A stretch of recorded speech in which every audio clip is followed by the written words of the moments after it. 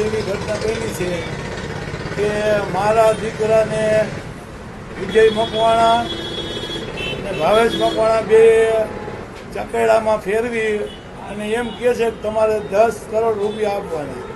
હવે સાહેબ મારી પોઝિશન એવી નથી હું એ લોકોને 10 કરોડ આપી આપું. મારે મકાનમાં જે રહું છું એ મારે 50-60 લાખનું મકાન છે, એ સિવાય આપણી પાસે મિલકત કાંઈ નથી, તો મારે એને પૈસા દેવા કેમ?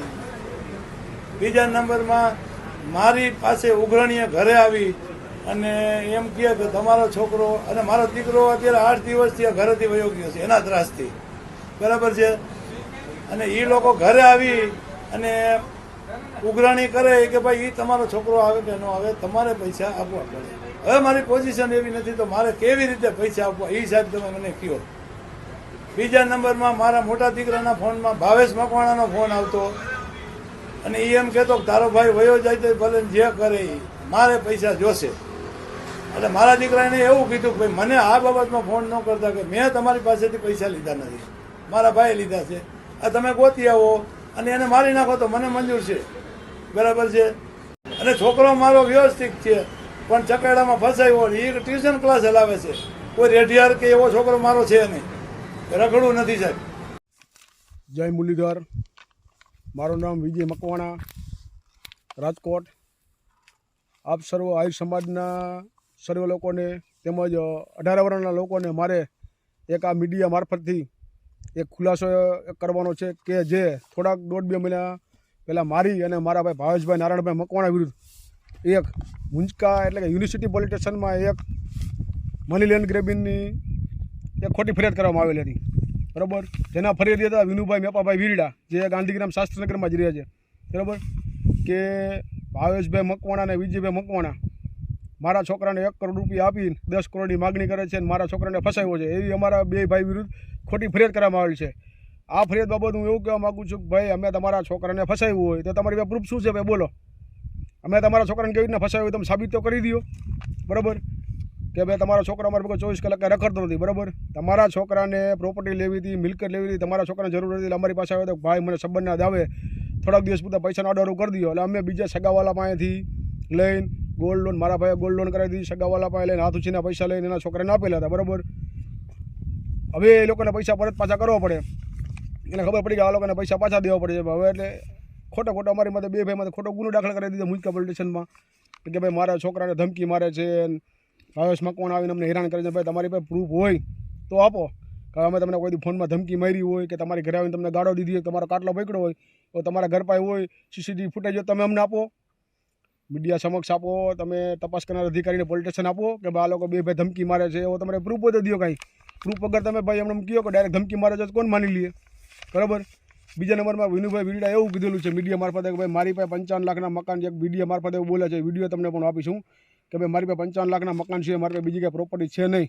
તો વિનુભાઈ વીરડા હજી કેટલું ખોટું બોલે છે કે મારી પાસે 55-60 લાખના મકાન છે કાંઈ નહીં. તમે ભાઈ શું કામ ખોટું બોલો છો વિનુભાઈ? તમારી પાસે હડિયાણા ગામમાં, તાલુકો જોડિયા, જિલ્લો જામનગર, હડિયાણા ગામમાં સર્વે નંબર 63 12 વીઘા જમીન તમે અહીંયા લીધેલી છે.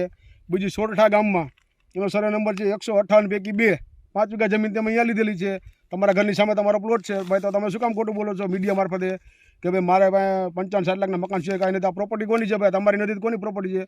બધા સર્વે નંબર અમારી પાસે તમારા નામની પ્રોપર્ટી બોલે છે, બરાબર.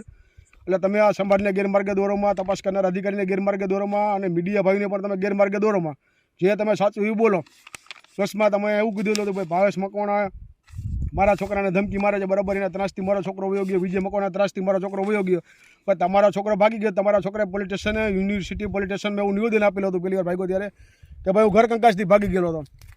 તો તમારા છોકરા કે અત્યારે અમારું નામ ન લખાયું? કેમ કીધું ઘર કંકાસથી ભાગી ગયેલો હતો? ભાઈ તમારા ઘરનાને ખબર હતી બધાને કે ભાઈ મારો છોકરો ચીટરીઓ છે, રોલરીઓ છે, બરાબર.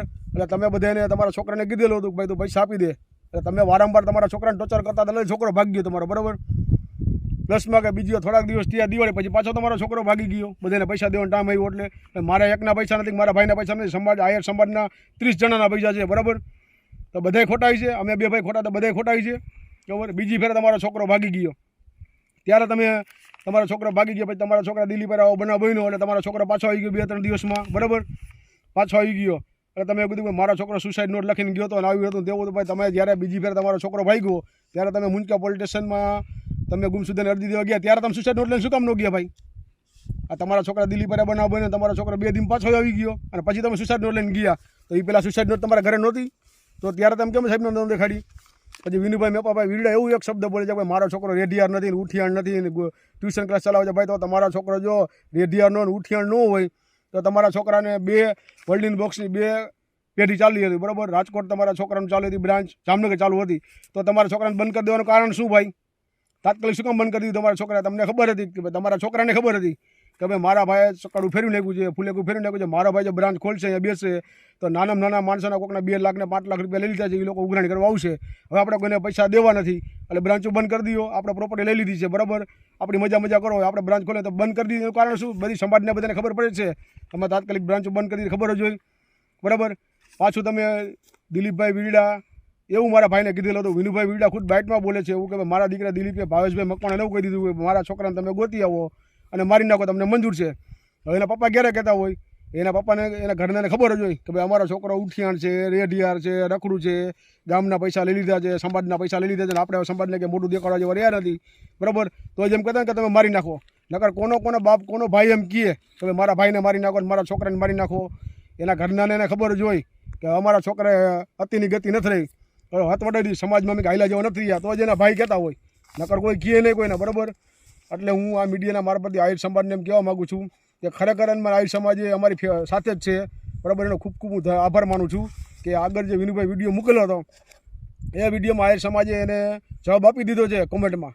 એ મીડિયાના મારફતે કોમેન્ટમાં આહિર સમાજે જવાબ આપી દીધો સાચું કોણ છે અને ખોટું કોણ છે, બરાબર. એટલે હવે હું એ કહેવા માગું છું કે અમારા 2 ભાઈ માટે જે મુંજકા યુનિવર્સિટી પોલીસ સ્ટેશનમાં જે ફરિયાદ થઈ છે, આ ફરિયાદ બાબત અમને ન્યાય મળે, બરાબર. એ હું આહિર સમાજ પાસે આશા રાખું છું. મીડિયા પત્રકાર ભાઈનું એટલો આભાર માનું છું કે ભાઈ તમે આ વિડીયો વધારેમાં વધારે શેર કરો, અમને એમ ન્યાય આપવા માટે અમને તમે મદદરૂપ થાવ એવો આપણી પાસે ભાઈ આશા રાખું છું. અને જે સત્ય છે એ હકીકત તમે બહાર આપો ભાઈ, બરાબર. એવી આપણી પાસે આશા રાખું છું. જય મુરલીધર.